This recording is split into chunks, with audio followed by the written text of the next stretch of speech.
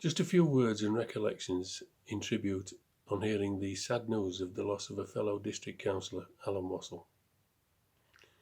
It was his sister who first introduced us at Normanton Gala in 2011, telling me how our Alan had been selected as the Labour candidate for the forthcoming elections. Alan was successful and I got to know him better. About his upbringing and his career in the mining industry, which forged such strong bonds with his party politics and his outlook on life, his support of others, because you see, Alan was a true socialist.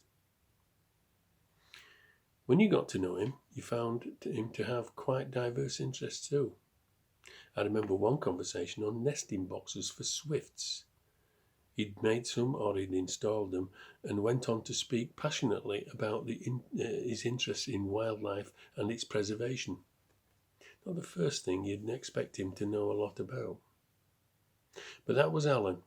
He'd always share an amusing or original observation or comment, never shying away from expressing his own opinion, whether he agreed with you or begged to differ, but always constructive and never scathing in his comments.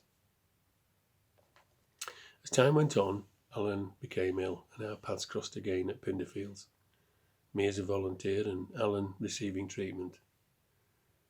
It was also a mark of the man that he never wallowed in his misfortune, but was always ready to share a conversation. It was on those occasions I met various members of his family, and the number of friends and fellow councillors visiting him underlined how popular he was amongst his peers. Our paths crossed again in Normanton Town Hall, on coffee mornings and such, the town we both knew very well.